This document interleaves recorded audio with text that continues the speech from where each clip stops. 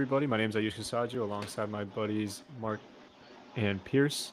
No Dillon today, unfortunately, but we're here talking about the draft. Of course, draft is only, what is it, 3 days away now?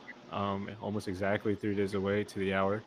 Yep. Um, so we're going to be talking about the top fives. We talked about QBs last time, so today it's really just the others. So we'll get straight into it and ready for a blast.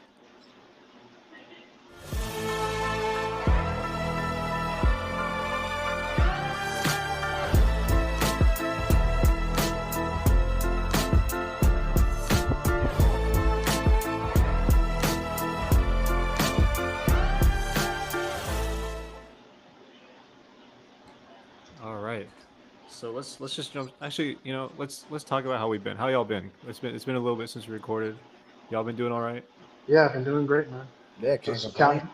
counting down the Good, days good. to the draft, man. It's gonna be Oh, fun. Exactly, big time, man. exactly. Cannot wait. Bro, I want to go one year. It was in Dallas, what, a couple Oh, years ago, and I was thinking about going, but couldn't. It's in Green Bay this year. Would have been amazing to go for my team. I was gonna say hometown team, but I've never been to Green Bay in my life. But anyway, but yeah, so let's jump in. Let's talk about these running backs first. Obviously, this is a very fun class. Probably one of the best we've seen in a long time. Um, so I'll just list mine off real quick, and we can go around listing each of ours, and we can talk a little more about it. So my five, I got obviously Ashton Genty at one. I have Amarian Hampton at two. I got Travion Henderson at three. I got Devin Neal at four and RJ Harvey at five. That's my five. Um, but yeah, Interesting. Very yeah, interesting. you I said you like my said guys. you said I Genty, respect it. Hampton, Henderson, and what else? And then Neal and then Harvey. Wow. Uh, Yeah, dang. I mean, that's so. What do you see in Harvey and Neal? Like, do you just see a man, better? I I know Neal didn't have as good as a 24 season as he did 23, but I watched a lot of his 23 tape, Mm, and he is so smooth when I watch him. He like when me and Dylan did our little scouting thing before the college football season this past season. I said season a lot there, but we uh like my I think I actually have it on this journal right here. Let me see if I can find the thing. Oh wow, I Oh, turned look at straight to that. it. That's insane. What a pull. Woo. I turned straight to it. All right, so we had 12 guys, but I'll say the top five for each of us. It's actually pretty similar, but I had Hampton at one, Judkins at two, Ollie Gordon at three, Genty at four, and Devin Neal at five. He had Hampton, Judkins, Genty, Henderson, and Neal.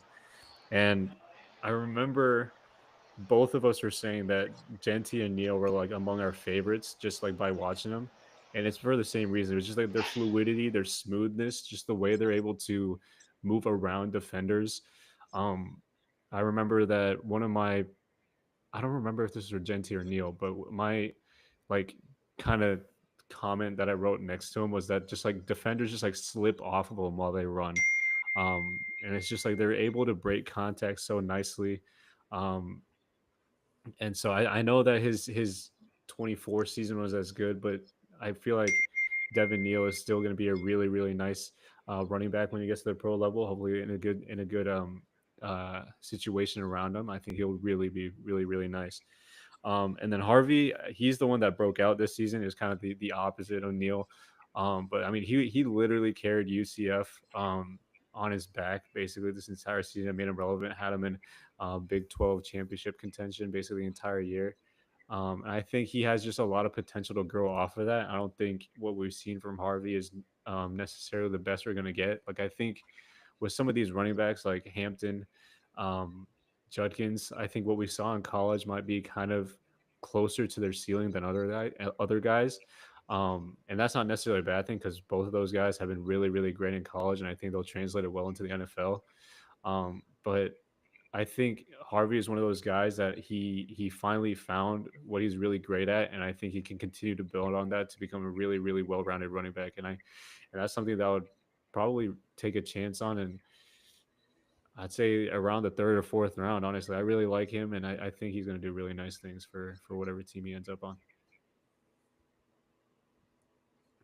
Yeah, I mean, but like I think I think a lot of positions and just players in general, it all depends on where they go, right? And who can really hone Exactly. in on their skill set and who knows how to fully utilize it to the fullest potential. Like I know, obviously I'm a Broncos fan and listen to Sean Payton a lot talk about the whole Joker thing, which kind of took off in the media, but like that's a skill set he's looking for. Someone who can work the seams. Usually, it's a tight end or a running back. Uh, and, we're talking about running backs. I really like Henderson. He's third on my list behind Genty and Hampton, but I really love the versatility he brings just in the passing game, both as a receiver and a blocker.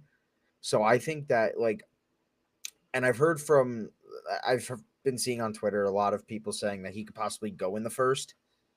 Um, Mhm. like I know Benjamin Albright, who's a big Broncos reporter, has said that the Broncos could even look at targeting him, which wouldn't surprise me. And as much as I wouldn't love a running back in the first for Denver, even though it's like a pressing need, I can't complain if they go with Henderson. I really think he could open up the offense big time for just for Denver alone. Exactly. Yeah, I mean, I actually agree with that statement because I feel like when you look at Henderson, I know Dillon has, engraved this into my head, drilling it every time he talks about how, Henderson is like what his mock and his, you know, carbon copy or whatever he calls it. It looks exactly like a Tony Pollard, but you could also say like Henderson's faster, or it could be a faster version of a Alvin Kamara type for a for a Sean Payton type of offense. Guy can catch the ball out of the backfield, can run. But yeah, I feel like this running back class is so deep. You have a lot of options. Like, I mean, I feel like with some of y'all, mine is kind of the same. I mean, I have, Genty, Hampton, Henderson, Judkins, Neal. That's my top five, and mostly because I mean, Genty is he's the running back that you want, especially after what he Yeah, posted. What was it, a week ago? I'm just like, I'm tired of being nice. I'm tired of being quiet about Oh it. yeah. do you? If you draft me, like, you should draft the guy that is hard to take down. Period. Yeah, So, like, to me, that just immediately goes. It's like, all right, Genty is that dude. Like, he's confident in his ability. Hampton is kind of the same thing. Breakaway speed, physical runner. Henderson takes the top off of the defense. Judkins, I mean, just look at the tape of look at his past. Like, he was dynamited at Ohio, at Oklahoma, at Ole Miss. He was the tails to Henderson's Sonic in that Ohio State team that won it all this past year. And then Neal, who you brought up, actually, it changed my mind from Scatterboo to Neal because Neal, Hey, from the highlights that I've seen of Neal, smooth, blistering speed down the sideline. I mean, you could really put whoever at five at running back in a top five because this yeah, class is just so yeah. deep. I think worth noting is also Caleb Johnson from Iowa. Hmm. He's got I feel like there's mixed feelings about him, but I like him. I like what I've seen from him. He's someone that I could definitely see carving out a big time role for himself. And yeah, like Pierce said, you can really throw anyone in there with how deep this class is, and there's definitely at least an argument to be made. exactly. Who was your top five, Mark? So in order, it's Genty, Hampton, Henderson, Judkins, and Johnson. Um, like I said, Henderson I really like just for his versatility in the pass game. Judkins, I love the power that he runs with. I know that, like you said, it may be close to his ceiling with what we saw in college, but that's not necessarily the worst thing. And it doesn't mean Exactly. that he Yeah. can't necessarily grow in an NFL offense. And even if there's not much more growing to do, he can at least be a really solid change of pace guy, or even like a three down guy who just needs to come off and work in a really good rotation. And same thing with Johnson. I know that the combine numbers weren't what everybody loved, but I think they were what people who watched him were about expecting. Like, what was it? Like a 4.5 something, 4.57 maybe. 4.54. maybe 7. 4.54, but mid 4.5s is not bad for a Yeah. running back with his size. He's over 6 feet. He's 220 plus pounds. He's got some power to him. He breaks tackles really, really well.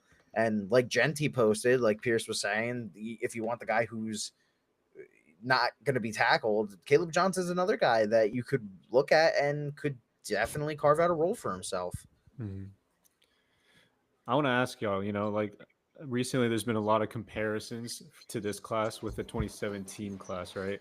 Do y'all see this class reaching that level of success? I mean, you look at guys in the 2017, you got McCaffrey, you got Kamara, you got Aaron Jones, Dalvin Cook, I Fournette, all those different guys. thinking about that class. I think there could be a good possibility that um, this class could be better. I really do. I could see. I mean, yes, McCaffrey and Kamara are the cherry. You know, those are the cherries on top of that running back class. But I mean, that's 1A, 1B, I'd say, in that class in 2017. And 1A, 1B here in this class is Genty and Hampton. And Genty, I want to say reminds me you know, of a Marshawn Lynch, a smaller Marshawn Lynch, just physical running back, breakaway speed, faster, of course, than a Marshawn, but just the physicality about him. Like he doesn't, and he's humble. He's quiet about it. Yes, he'll be loud and proud about it, in game, but you don't see him like this is a guy that came to the NFL college football end of year award program, showed up in his Boise State tracksuit. This guy wasn't showing up with you know $10,000 wristwatch on his arm, on his hand, not nothing, no jewelry, nothing. He was wearing his zip up jet hoodie for Boise State and his sweats from Boise State. He said to himself, "It's like I don't need to wear my own personal attire. I got it here because of those dudes at Boise State. I went to war with those guys. They're the reason why I'm here." And of course, his God given ability as well. Mm-hmm. Yeah, I mean, it's all going to depend on where these guys go and how they fit in and what these coaches design up for them. And NFL offenses are changing year by year, and we saw more of a reliance on the run game this past year with the emergence back of the too high look, and more teams looking to opt to go that way and run the ball a little more. So if that trend continues, then I think they could definitely reach it. But like I said, it's all going to depend. Injuries are always a big thing, especially at the running back position. Wear and tear is big, and I think that's one, if not the only concern I have with Genty is just the wear and tear and the amount of carries, because that it Mhm. does take a toll on you. But I Yeah. think I think teams are smarter now, and they understand that you don't have to rely on just one guy to take the Mhm. entire workload.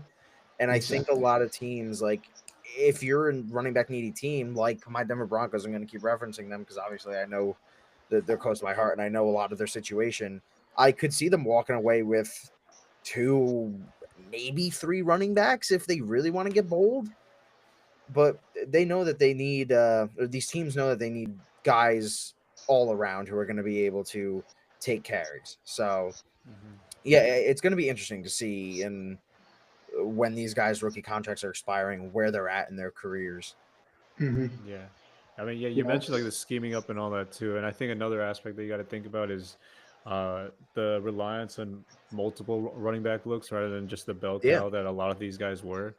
I mean, you're still seeing success out of guys like Jameer Gibbs and David Montgomery. Like they're still hmm putting up big numbers, even though they're splitting carries. So I think a lot of these guys coming into the league are capable of like putting up those type of numbers. But I like you said, I think it depends on how they're used, if they're used, if they stay healthy, all that kind of stuff. I right, totally and agree. yeah, and also the offensive line. That's Exactly. also a big factor. Mhm. But yeah, let's move on to the wide receivers. So I'll just list my five. Y'all can list y'all's five. I will say that as I was like kind of doing these, I think it kind of turned more from my five best to just like the five I really liked, which is not necessarily always the same thing. So I just putting Hmm. that Yeah, out there. like I said with like my theory of what name would look good back on the jersey. I got like tons of theories that just kind of make up how good a player will be. Who knows if they'll actually be as good as they are in my mind. But anyway, so one, so we before we started the episode, we were saying that Travis Hunter is just kind of his own guy. He's obviously going to be Mhm. one at both wide receiver and corner.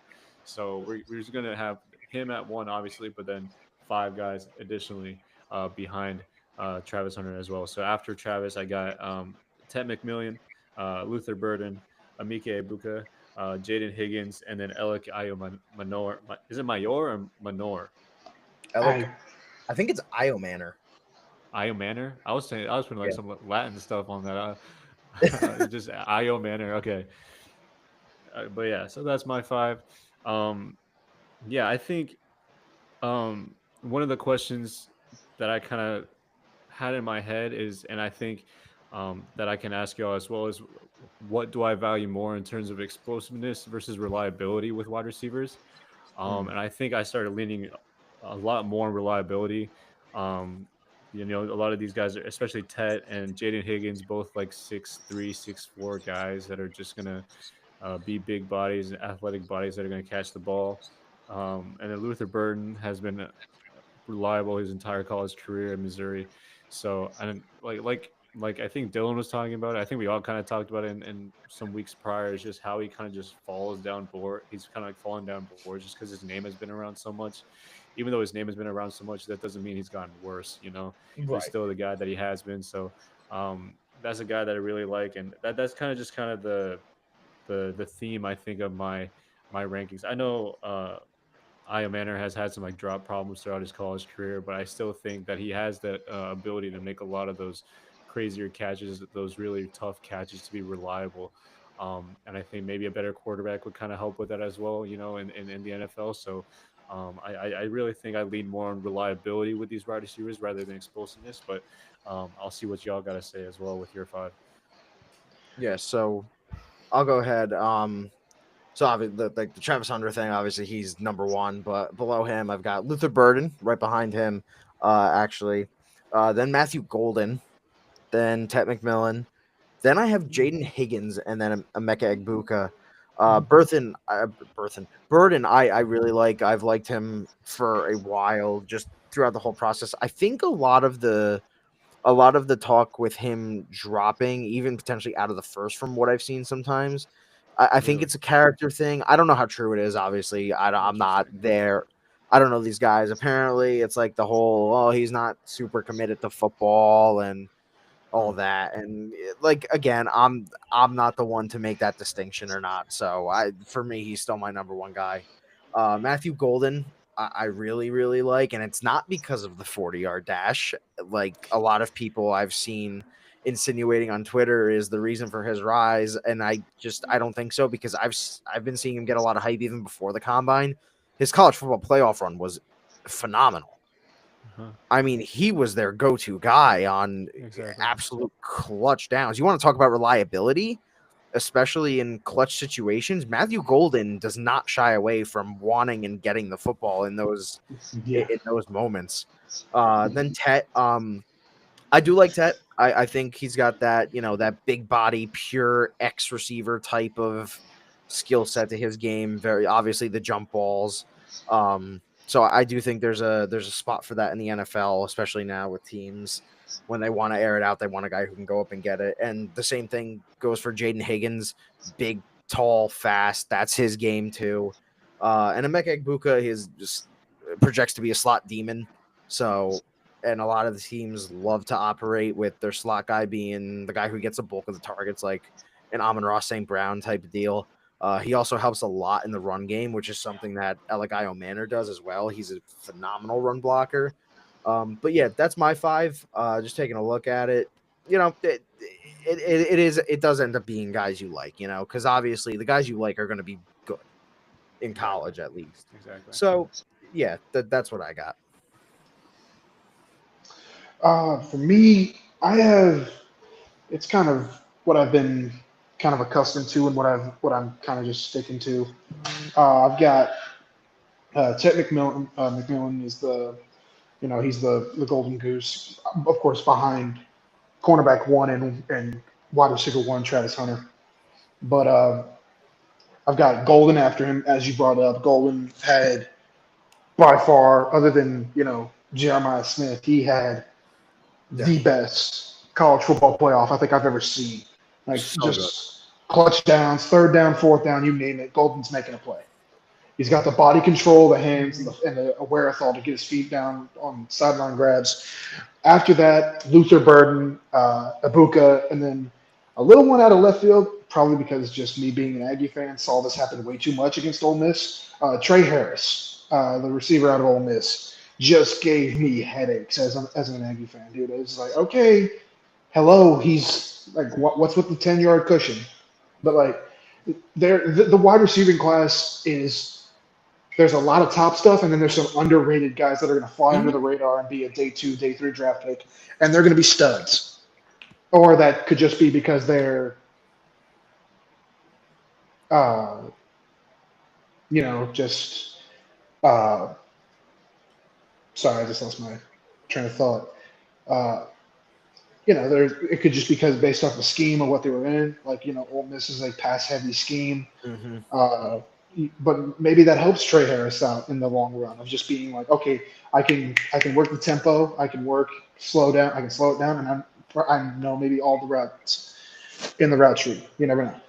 But yeah, that's my top 5. I find Tech McMillan as the cream of the crop along with Hunter and Golden. But I mean, everyone's entitled to their opinion. But yeah, I feel like Tech just being the physical specimen that he is. 6'5", 215, 220, can run ish, but has the catch radius of a Dez Bryant or a Calvin Johnson is something that you can't pass up if you're an NFL team looking for a receiver. Yeah. Exactly. I want to go back to kind of like my thought process of the explosiveness versus the reliability, and like what exactly do you think helps teams more when they're, or what do you feel like teams are looking for more when they're kind of scouting these guys? Do you feel like, because you could say like there's the guys like Jamison Williams out there, that are probably one of the most explosive players in the league. The Rashid Shaheeds, those are the guys that are just pure deep downfield threats that are going to make the big play, get you points pretty like immediately, right? And then you got the reliable guys, Jefferson, kind of blend of both. Amon-Ra is probably one of the most reliable receivers in the league, guys like that. So do you think there's even like a pure gap between the two things? Do you feel like there's one that should be preferred over the others? I mean, teams, it's going to sound like such a middleman, like Goldilocks answer, but it really, I feel like, is the case the most times where teams are looking for both. I mean, you want your guy to be able to catch the ball and do all the fundamentals, be reliable, but also you need him to be an athlete. You need him to be explosive. You need him to make the plays, the run. You need the run after catch ability. So like, and it's even better if you've got your wide receiver room built on the whole position like mindset, like the X, the Z, and the slot. Like I know that's that's a very Sean Payton thing. Sutton's the slot. The Z was, I mean, the Z depended. The Z rotated out a lot. Like it could have been Troy Franklin. But he really liked to operate with, Mims in the slot, him at the Z a couple times, Vele in the slot. So it really depends. And Vele, that's another guy who's very athletic and still pretty reliable. But yeah, I mean, it's going to vary from team to team, but I feel like you need a good mix of both.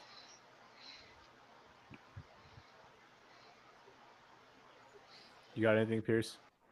Um, in terms of the wide receivers, no, I mean, I feel like I really got my point of just Gotcha.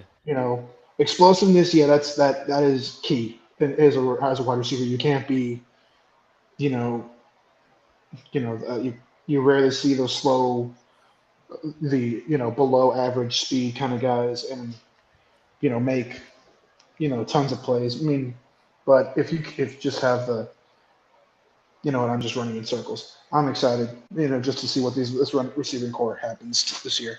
Yeah, I mean, it's kind of like Savion Williams, right? He's all Hmm. all athlete, not the best fundamentals. He's got some drop issues. Then you got a guy like Yeah. Jack Besh, great fundamentals, not as great of an athlete from the same Mhm. school too. That it didn't even click in my mind when I was making that comparison. But that's the kind of thing where it's like you've got different guys with different skill sets, so it creates a diverse room, and you're able to ask them to do different things. Exactly. Yeah. Exactly. All right, yeah, let's move Because on to the tight ends. Go well, ahead. I So mean, what you want to say? when you're talking about explosiveness, you can have. I'm going to reach back into the archives of a Cowboy fan, but Roy Williams was a key example of this. All the talent in the world couldn't catch to save his life, Yeah, and then you've got right. guys like Adam Thielen, not the most explosive, but yet he's still playing today as one of the most reliable wide receivers in the game. And Exactly. hopefully that happens with a couple of these receivers that they have that ceiling For of sure. future Hall of Famers. But yeah, let's move on to these tight ends here. Um, I feel like we talked about like two of these guys a lot, and then basically nothing about these other guys. But my top five, I got Loveland at one, Tyler Warren at two. Um, 3 and 4 were pretty tough for me. I put Mason Taylor at three and Elijah Arroyo at four, and then Terrence Ferguson at five. Um, and honestly, I think I just watched more Mason Taylor, just like watching more SEC ball, and I thought he was a very reliable tight end for Nuss. Um, had a really good season. Same thing with Terrence Ferguson. Thought he was really reliable. I think my ranking of Arroyo is just more of what I've heard. I haven't seen probably as much as I've seen of the other guys, but I've heard that he's a really, really nice athlete that can do a lot of good things, a lot of great stuff after the catch as well. So that's a guy that I got to keep my eye on going into the draft. But give me y'all's five. Oh, you're speaking my language with Loveland at one. I'm telling you, man. Bro, I'm I telling you. I'm a big Loveland guy. I really think the quarterback play this year is really what screwed him over. But I do love Exactly. Tyler Warren too. It really is a 1A, 1B situation here for me. Uh, I think Warren projects more as a pure inline guy compared to Loveland, where Loveland can kind of play that slot role like, Yeah. an Evan Ingram. But I do think Loveland can block, and obviously the measurements were Mm-hmm. way better than I think anyone expected at the combine. Came in at almost 6'6" and around 250. So that's Yep. really what you want to see. So that's kind of what kept him there for me. But Warren, obviously, the size is great. The versatility is really good. The blocking for me, I don't think is as great as a lot of people think. I think he's still good, but I don't think it's crazy great. He's gotten a lot of he's played some H back, so he's gotten a lot of blocking reps where he's kind of already got that built up momentum. Same with like a guy like Harold Fannin, who's not on my list, where he was lined up out wide blocking, slot corners. Um, but yeah, for me, it's Loveland, Warren, Mason Taylor. I like Taylor a lot. Terrence Ferguson, and then Arroyo. So same people as yours, just switched around a little bit. Yeah. Yeah, I mean, I'm kind of in the same boat. This is just I found the list of it, but yeah, you can again have. Sorry, I just fell out of my chair. You could have Loveland or Warren as 1A, 1B. From what I've seen in Loveland, the Loveland's a matchup nightmare. Whether you can line him up outside wide Yeah. on the smaller corner, or line him up on the nickel or the linebacker, and he'll just torch him. Same thing with Warren. But yeah, I think Mason Taylor just by being in that potent of an offense at LSU is going to help for sure. But I feel like him and Warren might be two of the more complete tight Yeah. ends in this draft class. Loveland to me can give you kind of like a Travis Kelsey kind of vibe, like the guy that's really gonna get open on passing situations, make plays. But yeah, and then Ferguson and then Arroyo. Kind of the same with what you had, Mark. It was just 1A, 1B, Loveland, Warren, and then Taylor, Arroyo, and Ferguson, which are interchangeable in those bottom three. But Yeah. this tight end class, I think, is going to be it could definitely be a shocker for a lot of people because they just don't anticipate it to happen. Mhm. But I anticipate some pretty good linebacker play or tight end play for the next couple of years from this Yeah. class. And I mean, it's not a position that we normally see taken super high in the draft. Obviously, Yeah, Bowers last exactly. year at 13, even, and that probably Bowers for a was a lot of freak of people, nature. Yeah, and for a lot of people, that was probably a steal, him at 13. But Oh yeah. with the way this draft is, obviously the quarterback situation, not many Mhm. coveted. It's gonna push those less valued positions up the board a little bit. Teams are probably gonna, forego positional value here for some picks. But I mean, I tight end's my favorite position, which is so odd just because I love the mix of line receiver and the amount of responsibility that you're asked to do. Like I've got like Zach Ertz was my favorite player for a while. Like I'm a Mhm. big Zach Ertz guy. I have a Zach Ertz jersey. I've got some interesting jerseys. We should do a little fun Compare. episode during the off season, during the deep into the heart of the off season, Yeah, like right before preseason about just some interesting football stuff. But let's do it. yeah, but yeah, that this tight end class, I think it's gonna be fun. I think it's gonna be a lot of fun, a lot of different roles for different guys. Yeah, I mean, I think, like I said before, the top two guys have been talked about a lot throughout this draft process, I Mhm. feel like. But the other three guys, I mean, we all have the same three on our list, have been talked about a lot. And I think those guys are still going to be guys that are potentially late day two, early day three guys, all of them. Maybe even round two. I'm not sure if I would take any of these guys round two, in my personal opinion, but I still think that they're going to be really, really solid guys, potentially starters um, in the league. You know, seeing what Mason Taylor did at being just kind of the reliable option. And that's what I think tight ends are really are. It's just that kind of security blanket. They're Yeah, going yeah. to be those guys um, that are going to be more than that, you know. But if you can get a tight end that's just the most reliable dude in the world, then you're kind of set for at least a little bit of a pass game, you know. So um, I feel like are there any guys outside of your top five that you really like? I know, Mark, you said you didn't like Fannin, and that's a guy um, that a lot of guys have a lot of opinions about. I personally don't. I'm not super high on him either, but Yeah, um, are there guys that y'all feel like I are mean, worth a mention? I would say, what is it, Gunnar Helm from Texas? yeah. Helm's Like good. I mean, I feel like he can be a good, like an under the radar. Like, I mean, I could even go to the point of him being, borderline top five. Like I could see him at number six in terms of the best tight ends in this draft class. Because I mean, I feel like he was overshadowed because of just the raw talent that Texas had with the Blues, the Quinn Ewers, Arch Manning, Golden, Isaiah Bond, just you name it. Like that team is dynamite. As much as it pains me to say it, but like that Texas team is going to be good for quite a while. Yeah. Yeah. Um, I like Fedone from Nebraska. The measurables and the athleticism definitely stand out big time, and teams are always looking to take shots on guys like that. So I wouldn't Exactly. be surprised if he finds a good fit at a team and they're able to utilize him well. So maybe watch out for him. Mhm. All right. Let's move on into the trenches. Let's talk about some of these big O line guys. So we grouped up O line all together as one thing, both tackles and guards and centers. Um, I'll be honest, trenches are not my expertise at all. I'm terrible at watching these guys in the trenches. I'm looking at where the action is all the time, so I'm pretty bad at this. But my five, I put Will Campbell at one, Armand Membu at two, Kelvin Banks at three, Gray Zabel at four, and then Josh Simmons is my five. My five, there's a lot of guys I was kind of cycling through, but I kind of just finally just kind of landed on Josh Simmons. Um, but yeah, what are y'all's fives? Uh, Me, oh, you got it, no, Mark? what, Pierce? You're the O line guy. You go ahead. Gotcha. I guess I will. Yeah, it's kind of the same of what you brought up, Ayush. I feel like Will Campbell. He's the crown jewel of the old lineman in this class. Just rugged, experienced starter.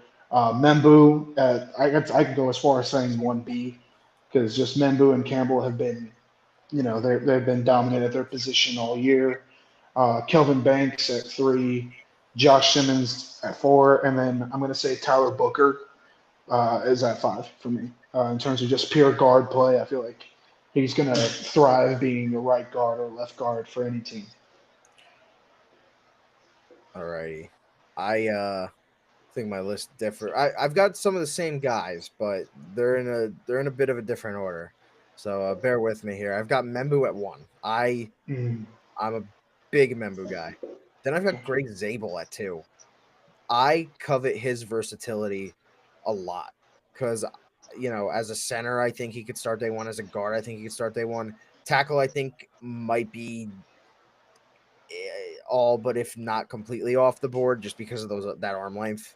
I think he's at like 32, which is not NFL tackle size. I mean, there's been guys that have done it, but he definitely projects best as interior. Then I've got Campbell at 3, Simmons at 4, and then Tyler Booker at 5. With Booker, my only thing is I think it is going to be a scheme situation where he can't go to like an outside zone scheme. Then that's what I've been seeing a lot. A team that runs a lot of outside zone is not going to want to take Tyler Booker. But as for Will Campbell, I know there's been a lot of talk about the tackle versus guard situation. Mm. I don't think he. I think he can play tackle, but I think he'd be an instant All Pro at guard. Yeah, Like not absolutely. instant All Pro, but maybe instant Pro Bowler at Pro guard. Bowler, exactly. Yeah, Yeah. I can definitely see that happening for Tyler Booker. My only concern with Campbell is why is he so against playing guard? I don't understand it. I mean, Nothing wrong with it. I don't think there's I don't think there's anything wrong with it either. I just feel like I feel like that's where he's most comfortable with. I mean, he's played 3 full seasons of in the best conference in college football, playing That's left true. tackle and playing it at a very high level to where Yeah. LSU gives their best players on offense and defense at number 7. He got the patch of being the best player on offense to wear that. So I'm like, there are a lot of things, and yeah, he can definitely be. I think he can be a dominant left guard and right guard. I just feel like it's more of a fit. And I mean, we've seen it. There are people that are kind of stubborn and want to play their position. Like it was the same thing with Zach Martin. Like guy is an all pro right guard. That injury riddled season that they had in 2021, they asked him to play right tackle and he said, no, I'm a right guard. It's just it's the natural position where he can play his position at the best of his ability. Now, if maybe it'll take more talking into for him to try left guard because I feel like he can be a Pro Bowler, I think, at both positions. Yeah, I definitely do. But like the arm Why length is he so obviously against it? is Mhm. the arm length is the one thing. I don't like he's fine at 33. I think that's fine enough to play NFL tackle. I just like Zach Martin did the same thing. He was a tackle at Notre Dame and then he moved Moved inside. in and saw how he could thrive at right tackle or at right guard. So yeah, Yeah. I could definitely see like whoever drafts him to like really like, dude, think about it. Just moving one position over, he could cause some damage for a really good football program Big in time. terms of the running game. Yeah.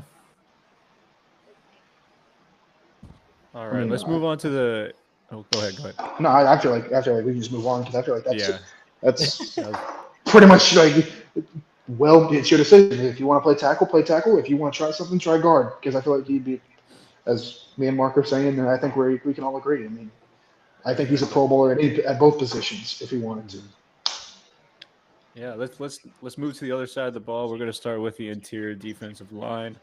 Um, my 5, I had Mason Graham at 1, Derek Harmon at 2, Kenneth Grant at 3. Um, what did I do? Walter Nolan I had at 4, and then I put Jordan Birch at 5. So that's my 5.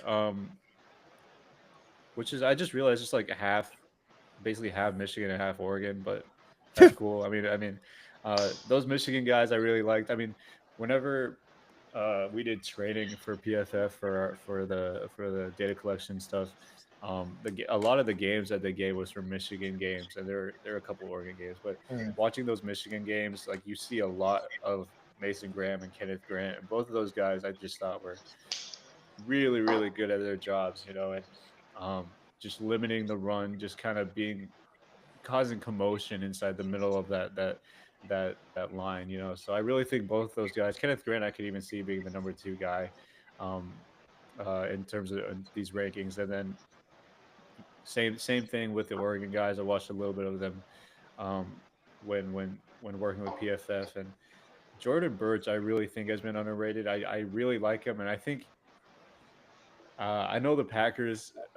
Twitter has been talking about him a lot, probably because of his RAS score. I'm not exactly sure what it is off the top of my head, but I know it's high, and I know these athletes can do their job. So and then obviously Walter Nolan has kind of just been a guy that's been talked about all throughout college, and now going into the draft. And my only knock on Walter Nolan was just kind of his unpolishedness. There's just a lot of things that he got kind of Mhm. just got to hone in on, just kind of, which is not necessarily a bad thing because it gives a team a lot of ways that they could utilize him, just kind of fine tune him into exactly what they want him to be, that sort of thing, which I think a lot of teams can do good on. Mhm. Um, but yeah, that's my five. What about y'all?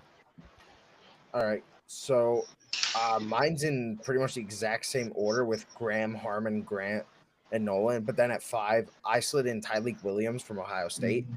Big Tyleek Williams fan. Love the pure run stuffing ability. And I think he's got some pass rush upside too. He's pretty athletic. He's got some good bend to him. So I think that he could develop as a pass rusher. But if your team needs a pure, at least right now, nose tackle, Tyleek Williams has got to be near the top of their board. It kind of Mhm. reminds me of the Derek Brown situation where he was drafted and not expected right away to kind of contribute very much into the pass rush, but he ended up developing really well as a pass rusher from the interior.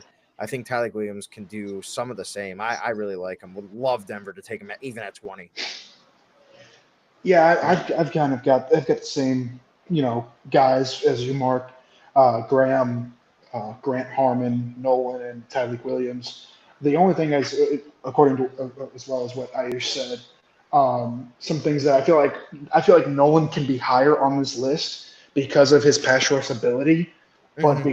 the one thing that'll probably drain his draft stock, and I think the one thing that is keeping him from possibly being a day one draft pick is based on his film.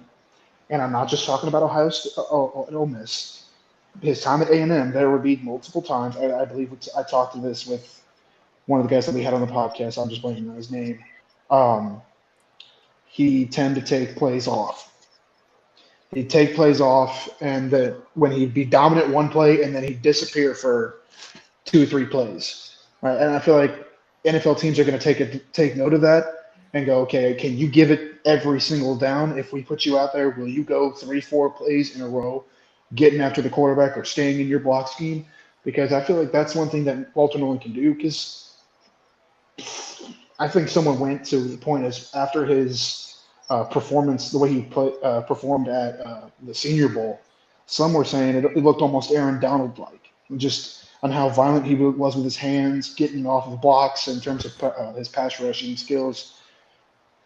It's all about his attitude for me. I Yeah, feel like that's what's keeping him out of a top 2, top 3 ranking in terms of the defensive tackles. yeah, and I mean, I don't know, Pierce, if Pierce and Ayush, if you guys knew this, but he has attended a total of 6 different high schools: Really? I didn't know that. Powell High School, St. Benedict at Auburndale. He went to IMG Academy, left without playing a game. Olive Wow. Branch High School and Texas A&M High School. Interesting. A&M Consolidated? What's that? You said Texas A&M High School, so A&M Consolidated in College Station. It might be. That's what it was. That's what it was just listed as. So Hmm. That's wow. I didn't know that. Are we not Six yeah, high talking about his schools in brother 4 years. Warren? I know he's got a brother that's I think living around here. no, But that's yeah, Walter. dang. So that's one thing that I have also heard behind the scenes. He has attitude problems as well.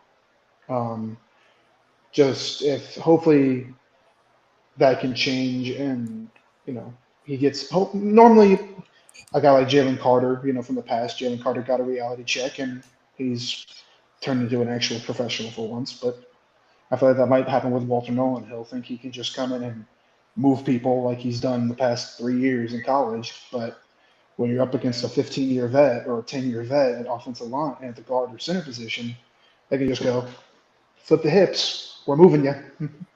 And I mean, look, high school was how many years ago for this guy at this point? Sure, 3. exactly. He there's a huge chance he has evolved as a person and the way he thinks about things. So that's not, I'm not Exactly. using that to, Oh yeah, no. indict him of anything, but that it's just something worth note. And I'm sure it's something that in combine meetings and private meetings that he's been asked about. So, Mhm. and that could turn some teams off. That might Mhm. encourage some teams who maybe say, hey, he didn't like his fit and he knows his value, whatever it may be. It's all relative to how teams view it. So Exactly. he's a good player. He's got a lot of room to grow, and I think that Exactly. Mhm. that's what you got to judge at this point. Absolutely. And that's what happens. The kid just needs a reality check here and there of just Right. like realize like you can't just walk through it and not expect consequences and stuff like that.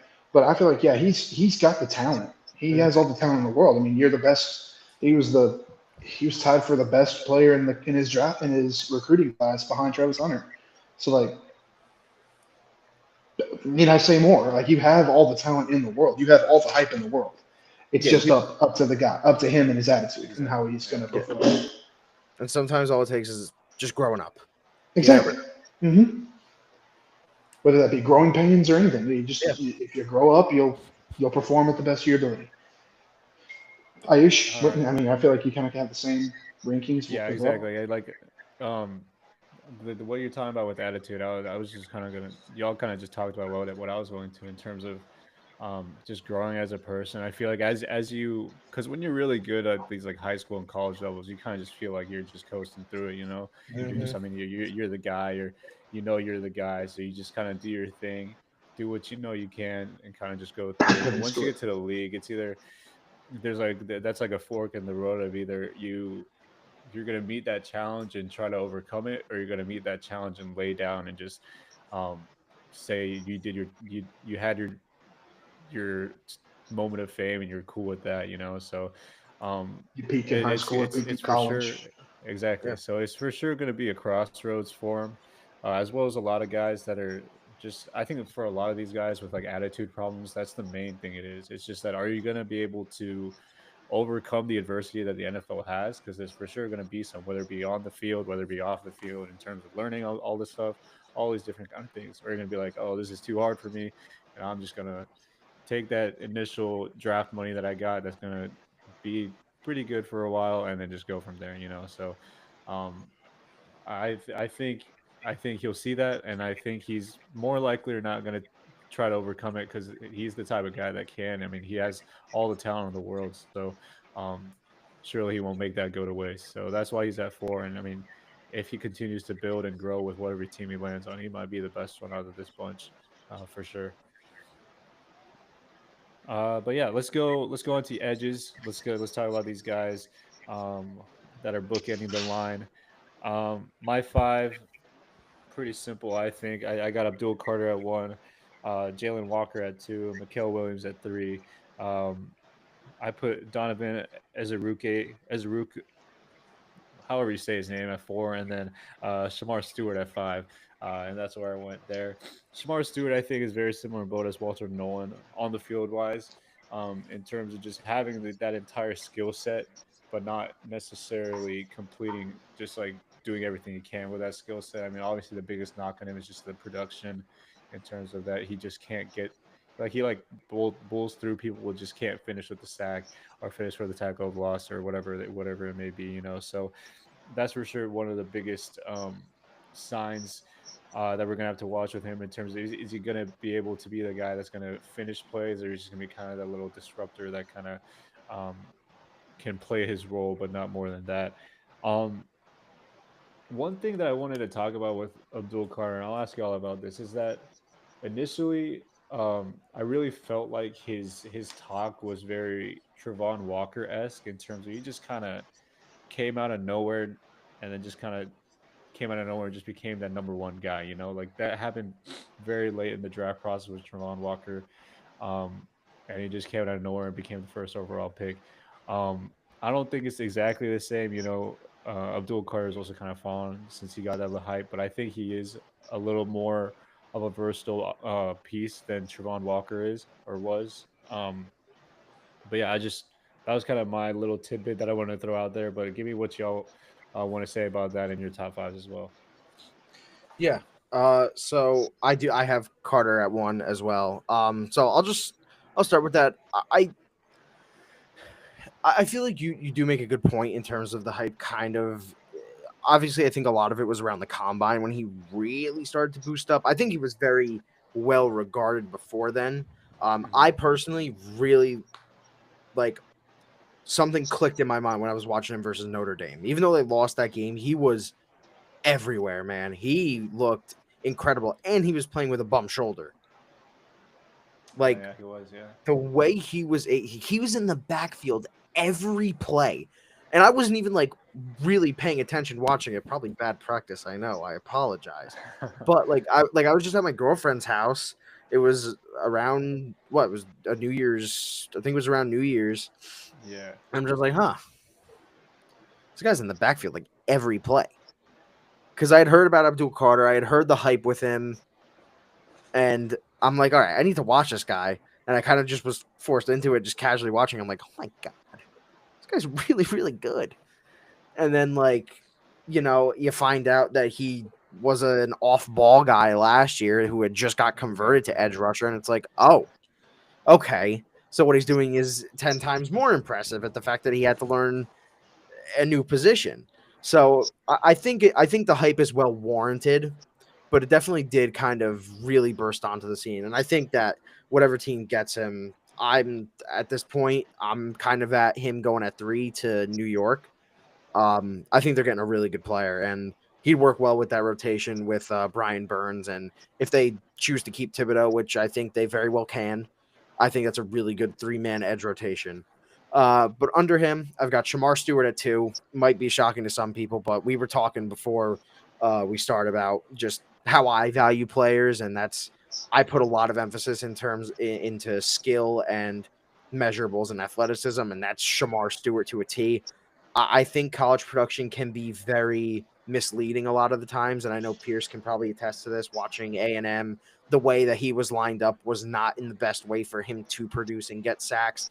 But even then, I think sacks alone are kind of an overrated stat. I think a lot of it is how can you impact the game at that spot, and he impacts the game a lot.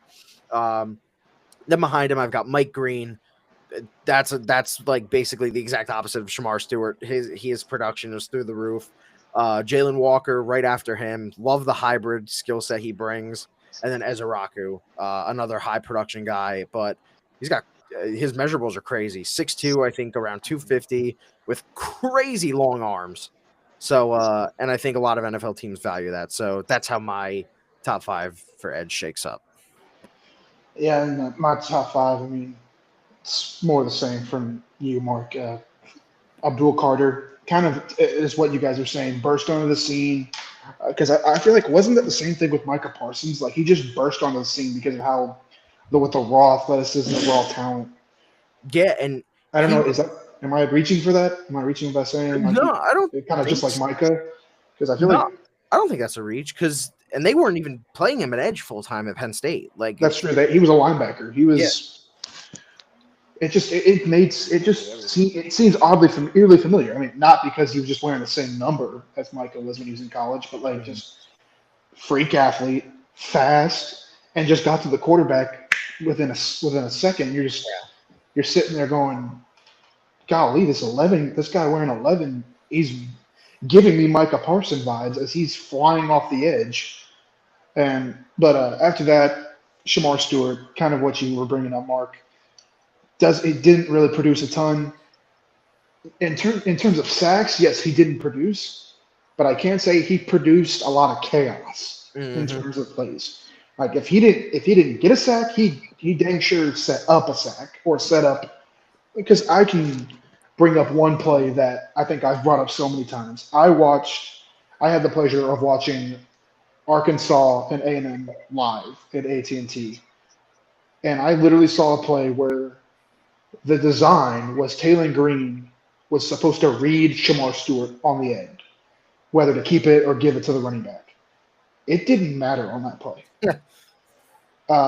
Stewart came off the edge with his hair on fire, blew up both the quarterback and running back, forced a fumble, turned into a touchdown literally 2 plays later. Right? That's chaos to me. Like you want a guy that has a high motor that's going to get after the quarterback. He's going to make a quarterback uncomfortable. He's going to speed up that clock of a quarterback. And I think that's something that's a luxury to have. Mhm. Not just like a desire, but that's like a luxury to have a guy that has a high motor that can just go, go, go when you tell him. After that, I've got Mikel Williams, or actually James Pierce, this junior out of Tennessee. Just pure edge, fastest 40-yard dash out of all the edge guys this year. A little on the light side, I think. Wasn't he at like 235 at the combine? So like So I I'll double check that for you. I just know he was on a little bit on the light side. But of course, referring back to what we were talking about, the D-line, defensive tackles, a lot of off the field problems for both him and Mike Green. They produce though. They've got the athletic ability. It's all about whether they're going to grow up or not once they get to the next level, Yeah. which you do a lot of growing up your first year in the NFL. So yeah. So with that, James Pierce, Michael Williams, Mike Green for me, and that rounds out my top five in terms of the edge, and like as well edge defenders. I mean, you could have a plethora of different defensive edge rushers because again, edge, O line or offensive tackle, edge, corner, receiver, running back. It's pretty deep this year. Well, not entirely wide receiver, but like offensive line, defensive tackle, edge, and corners pretty deep this year. So it's something to look into for sure. Exactly. Let's move on to these linebackers. Honestly, when I I looked at the list of guys on this, I was like, bro, who? Mm, But I mean, yeah, this is a group that no, honestly I don't know a whole lot about. I had Jihad Campbell at one. I think that's basically a clear consensus there. Uh, Carson Schlesinger at two, Danny Stutzman at three, Jeffrey Bassett at four, and then Demetrius Knight at five. Um, and a lot of this was just kind of going with what I've read. Bassett I watched a little bit of while I was watching Harmon and Birch as well, and I thought there's some really nice things I liked about him. Um, that I think can really flourish into something really consistent. I mean, it was just really. I mean, he's a guy that can really be like the pure green dot guy, and I think um, with more reps in the league, he can probably blossom an even more of a versatile threat. But at this time, I mean, he was just kind of the guy for him at Oregon, just kind of being there every single play and doing a lot of things for him, which I really liked. Um, but yeah, give me y'all's top five. Yeah, very similar to you, just in terms of I've heard the names, but I don't really know much about them. My number one is Jihad Campbell. I really like him. Very athletic, uh, and he offers some versatility potentially, with some rumors about him possibly switching to edge. So, there's definitely something there. He was actually originally recruited to Bama as an edge guy, so could look into that. But I like him as a linebacker. I think his coverage skills are pretty good for a guy with his size. I think like 6'4", 250, maybe around that, maybe a little less. But yeah, he's awesome. Really like him. Carson Schwezinger. I think it's Schwezinger. I think it's that. It's very hard to Schwessinger. read. Yeah, it's a cool name for My sure. like apologies, Mr. Carson. Worcestershire. Oh, Worcestershire. yeah. Carson Worcestershire from Yeah. UCLA. He's a good player. He's one of the guys that kind of burst onto the scene. I think he moved around positions a couple of times. I don't remember where exactly he was, but he found a home for UCLA at off-ball linebacker. Pretty impressive. Another guy who's a pretty decent athlete. Then Demetrius Knight Jr., Danny Stutzman, who's like the thumper kind of guy, and Cody Simon from Ohio State. But Jihad Campbell's definitely like the gem of the linebacker class for sure. Not Exactly. much more to really add to it. Yeah, I mean, what I got is kind of the same. If you want to talk about just pure linebacker basics, I mean, yeah, Jihad Campbell, Jalen Walker, Carson Schweshinger, and then I have Demetrius Knight Jr. and Chris Paul Jr. Because I feel like you can. You have Jahad Campbell and Jalen Walker. Those guys can be linebackers or edge rushers in the future, like like the Dallas Turners of the Yeah. world, or the Will Andersons. Will Anderson was an outside linebacker coming out of college, but he was exclusively. They ran they ran like a 3-4. They ran a 3-4 scheme at Bama, and that's what led Anderson to be blitzing every play. But yeah, like in terms of like pure linebacker, you got Carson who's a sideline to sideline kind of player. Same with Chris Paul Jr. and Demetrius Knight, just sideline to sideline kind of guys that can occasionally blitz the quarterback, but in the end, they are the guys that are scraping over the top to make tackles in space, and you know just key contributors to the defense in terms of run stoppage. Guys, real quick, some breaking news. We were talking a little bit about it before we started here, but Matt Maleva also entered the transfer portal from Arkansas, and he does indeed intend to sign with UCLA. So, which is surprise there. I didn't know this. It says, shout out to Football Forever, really great account for keeping up with football news on Instagram. He was actually originally committed to UCLA, then flipped to Arkansas. So, Interesting. Now he's going to play with his brother. Yeah. A whole family getting together. But yeah, let's. I do want to ask a question about like these past three or positions that we talked about. Just basically D line and linebacker. I mean, today we're seeing just a whole bunch of versatility from these guys in terms of where you want to play them and all that stuff. Who do y'all feel like is probably the most versatile out of all those front seven guys that we talked about? Who do you feel like is the guy that can be played anywhere in the box, even maybe all the way up that safety or something like that, or slot? Ooh, that's a really interesting question because obviously you're asked to do so many different things, and versatility is it can be subjective because like you've got a guy like Shamar Stewart who played a lot of the 4i at Texas A&M, but could probably be a guy who just with his athleticism can be a wide 9 in the NFL and just let him get that speed to power and bowl over offensive tackles. But you could also have it. He's an inside outside guy. Like I said, he played the 4i. He could rush from the inside. If he puts on a little more weight like he did at Texas A&M, he definitely has more of a chance to do that. I think he weighed in at the combine at 267. So he lost a lot of weight because he yeah. normally plays at like 290. If we're talking Yeah. about Shamar Stewart, he plays in the 280s, 290s when he was at A&M. So yeah, if he can he can be light, but he can go heavy if he needs to and play at a frightening speed, if you ask me. Yeah. But then there's also, those guys who are like, I think if I'm not, no, sorry, Jeffrey Bossa from Oregon. He's a linebacker prospect. He was a safety originally, so he might have some versatility there. Obviously not going to be like an every down safety in terms of a guy you have as like that center fielder type of role, but he could do that play as an in the box guy. And honestly, someone that I'm sure all of us are about to mention.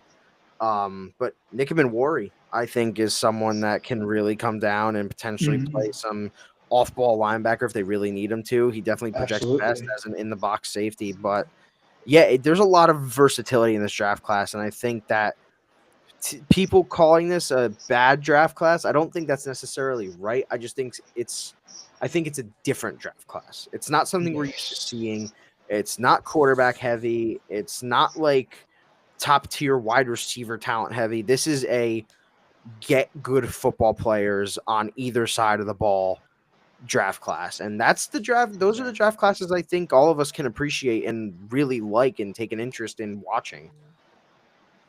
Yeah, for sure. This is for sure not like a top end draft class at all, but you can go into maybe even the fourth and fifth round and really feel like you found a guy that's going to be able to contribute long term for the roster, So yeah, I mean, long term and instantly. Exactly. Yeah. Exactly. Yeah. So yeah, let's. Pierce, do you want to add anything? Or you? I mean, I agree with everything that y'all been saying. It can be scheme, it can be fit. Like Nick Imawari is one of the best safeties in this draft class, and based on his size and how he's tested, you could easily say like, this guy could definitely put on 15, 20 more pounds and be a starting outside linebacker or a Cam Chancellor esque type of safety where he's in the box 40, 50% of the time a game, you know? For sure. All right, let's move on to the last group of guys that we got is the DBs. So my five, so this is corners and safeties combined into one grouping here. So my five, I got Will Johnson, or so we got Travis Hunter, right? Travis Hunter we talked about previously. He's going to be his own guy, and then we got to Cream of do crop. the five after that, basically. So I got Will Johnson at one, Jade Barron at two, Malachi Starks at three, Siobhan Revel at four, and then Nick Amanawari at five, and that's my grouping. This is honestly a really tough one for me. I think Hmm. um, there's a lot of like really good players all kind of around the same tier in my opinion. So it was really difficult for me to kind of put a ranking on a lot of these guys because there's a lot of guys that I think would be very good in very different areas. Um, so I there's a lot of these guys that I really like because their athleticism was kind of I guess one thing that kind of really stood out, especially with Revel and Monowari. So I guess that's kind of where I leaned in terms of tiebreakers and things like that. But go ahead with y'all's five. Yeah, so obviously Travis Hunter, the best, but I've actually got Starks as my first behind him. That's another guy who exhibits a lot of versatility, like we've been coveting and saying. Played a lot of nickel corner this past year, 2024. Obviously, I think anyone who's watched the tape knows that 2023 was maybe a better year on tape for him. But ultimately, I really like him. Think he can do well at both nickel corner and safety. Then behind him, I've got Will Johnson, then Jade Barron, Nickerman Wari, and then Maxwell Hairston. Hairston, obviously lit up the combine with that 40-yard dash. But I think I like him as a corner. I like the scrappiness that he brings, and that's another guy who 2023 was a little bit better for him. But hey, I mean, look, you're judging the player based on a lot of different things. If you want to go back and look at the 2023 and only do that, then you can. But I think you got to take everything into context. He wasn't targeted a lot this past year because of how good he is. So Exactly. that's where I'm leaning. Yeah, the thing is, if you don't hear their name, that's usually a good thing because that means Yes, they're doing a good as a job. defensive back, yes. Exactly. Yes, yeah. If you're not hearing the name, they're not getting targeted and they're not stuff like that. That means they're being avoided at all costs. Otherwise, you're in trouble if you're trying to try the best corner or the best safeties on their squad. Hmm. What was your five, Pierce? My five, kind of the same. Johnson, Barron, but at 3A and 3B for me, I've got Mwari and Starks. So I feel like those two are in, if we're going separate positions, Mwari and Starks, that's 1A, 1B in terms of safety play. Hmm. Because, yes, Malachi Starks didn't have as well of a season he did this past year as his first two seasons in college, where his first two seasons he was a blitzing nickel type safety that could do it all and could run like a madman. So I'm excited to see what these guys got because I feel like Starks is going to make a lot of money and Mwari based on how he tested in the combine. He just made himself a lot of money. And then at five, I don't know. I think we had problems saying his last name, but Ravel. Once he comes back from injury from East Carolina, I think he'll be he's like the Quinion Mitchell of last year's draft. Small D1 school, but he comes back and he's one of the best in the dang NFL, in Hmm. the best of the country, not country, in the league.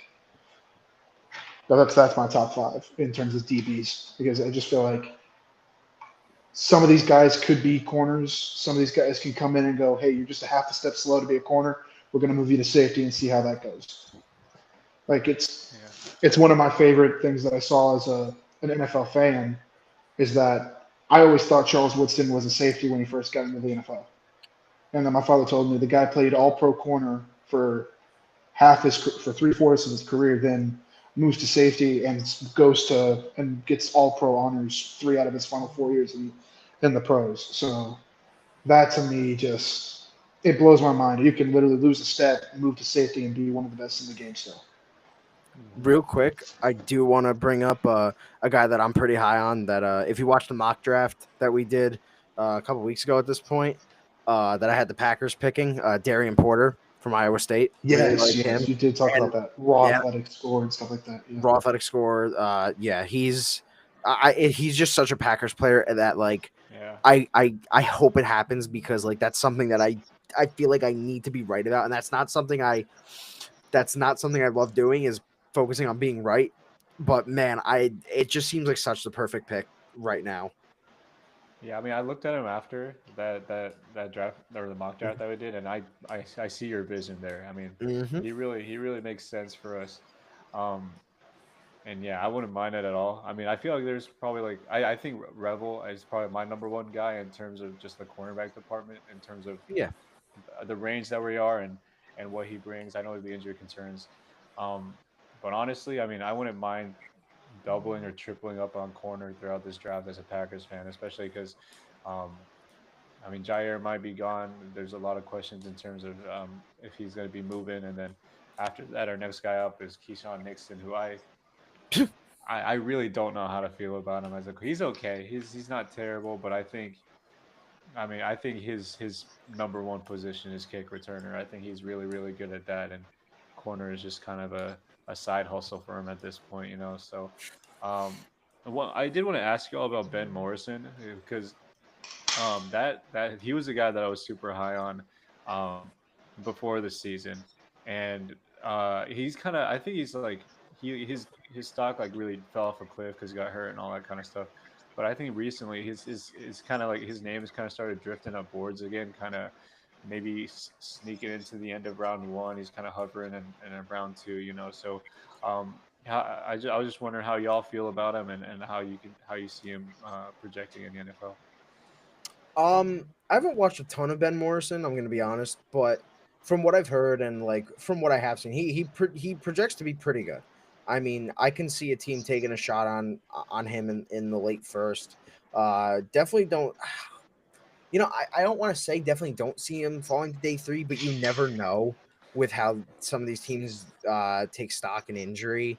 Like Yeah, I remember thinking there was no way Sidney Jones would go outside round one, and that ended up happening that's a in name I what haven't heard. 20 sit right. It's so But like I long. remember, Yeah. I'm just like, when is this guy gonna go off the board? When it like what is happening? And then it was like it was a second round, so nothing like not super steep of a drop, but he was regarded as I think the best corner in that class. But the injury concerns just brought him down. So Mhm. I don't think he'll end up going day three. I think that mid to late second, maybe early third is his range at this point, just with the injury. But again, it all depends on what team is picking, how they value him, and how they value the injury. All right, let's move on to kickers. No, I'm kidding. Uh, they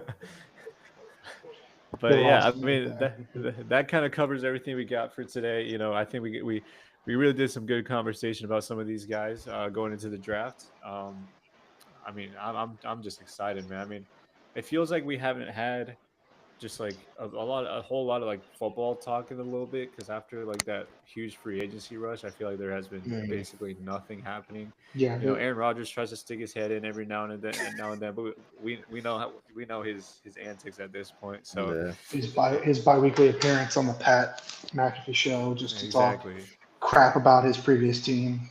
exactly. You know, he To talk about the new regime of his previous team that he's not like that acquainted with, and like trying to paint exactly. them in a bad light, and like, I don't know, man. We get It's it. You're a diva. You don't have to keep telling us. He's still my goat though. He's still my goat. no, I respect. Um, I'm still a big Rogers. Take your time. Just stay out of the NFC East. That's what I would say if I'm Aaron Rodgers. yeah, I Take your mean, time. Stay away from the Cowboys.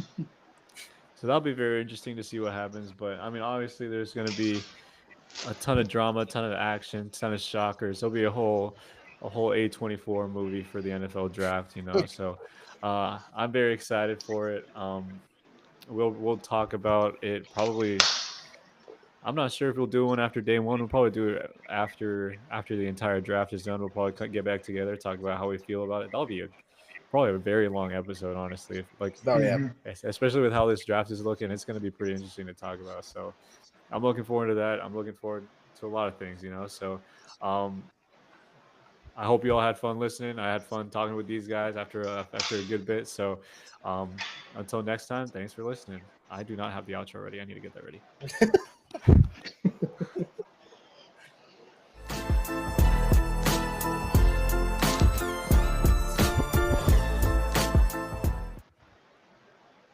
nice. Let's go.